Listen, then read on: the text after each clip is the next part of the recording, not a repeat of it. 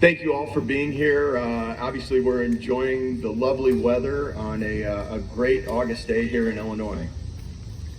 Very pleased to be here today to talk to you about the Community Foundation, working with the Next 10 project with Springfield. And at the end of the day, I think what's important is that we all look at and realize what we have here in the state of Illinois, right here in the middle of the state, in the Springfield Fairgrounds.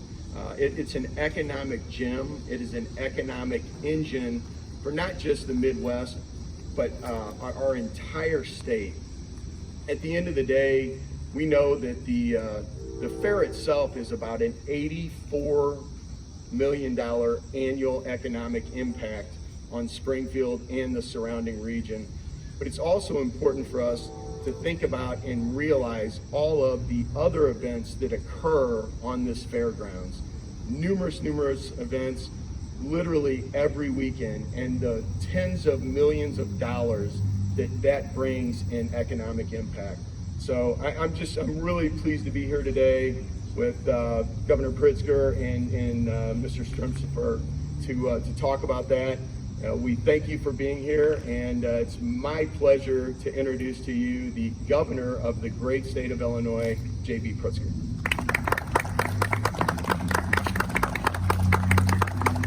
Well, thank you very much, Director. It is a beautiful day here today, about 30 degrees cooler than it was yesterday, which is always nice, and appreciate everybody joining us. There are so many people that make our state fairs great. The Department of Agriculture Director Jerry Costello and his hard-working team, our Springfield State Fair Manager Kevin Gordon, and his DuQuoin counterpart Josh Gross. The State Fair Advisory Board, not to mention all of the incredible competition, the competitors, the performers, the entertainment, the chefs, the visitors who make these fairgrounds so lively as they are and will be over the next 10 days. Today we honor the legacy of paving an even better path forward for these fairgrounds for generations to come. That's our intention. That's what our State Fair Advisory Board is tasked with. And I'm very proud to announce that the Community Foundation for the Land of Lincoln, which has aptly demonstrated its commitment to our capital city, has joined hands with the Department of Agriculture to develop a master plan for year-round use of these fairgrounds. Year-round use. Think about that. Think about how we can improve not just the economic livelihood and activity for the Springfield region, but for the entire state by using these fairgrounds even more vigorously. These grounds see hundreds of thousands of people come through for our state fair. And they've seen countless more for the COVID-19 testing and vaccination sites that the Sangamon County Department of Public Health and the Illinois National Guard have launched to save lives during this pandemic. But in a normal year, on a normal day, odds are these grounds are empty. Think about what it would mean for Greater Springfield to be home to just as much joy and celebration throughout the year as it is in the month of August.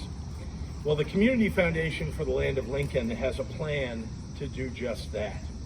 As a part of their Next 10 campaign, the team envisions the fairgrounds as a year-round center of social and economic activity for the city and for the region. And I want to commend John Stremsterfer, the president and CEO of the foundation, for his leadership and his work. The Illinois State Fairgrounds are a true jewel for the state and an economic engine for the region, and the state of Illinois stands in support of the Springfield community in its efforts to expand what these fairgrounds can become.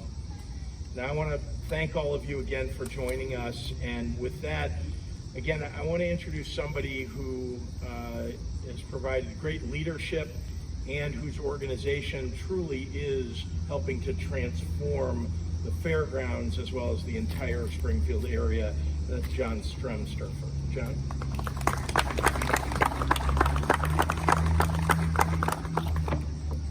Thank you, Governor Pritzker. Thank you, Director Costello. As was said, my name is John Stremsterfer. I'm the president of the Community Foundation for the Land of Lincoln, headquartered here in Springfield. So, back in the middle of the pandemic last year, the Community Foundation decided to go forward with a project we had been conceding for quite some time that ultimately became called the Next 10. It was an effort to ask our community, the greater Springfield area citizens, what do you love about this community and what do you want to see made better?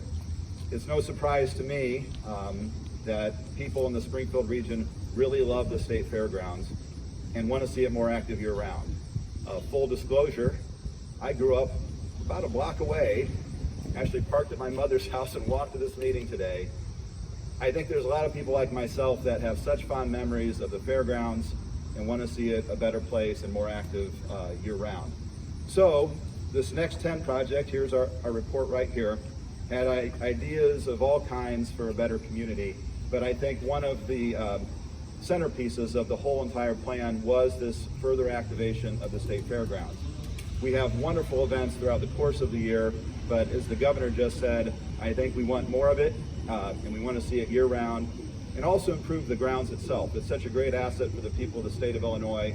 I think we all want to be proud of everything that in the state, but especially the property that we're all responsible for as citizens. And I think nothing exemplifies that more than the State Fairgrounds. So the idea was to have a comprehensive plan to really get our arms around, I think for the first time, correct, Director?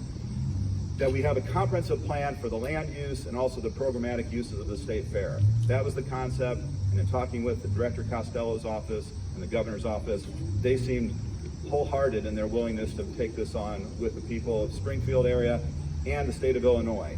So that's what we're here to talk about today.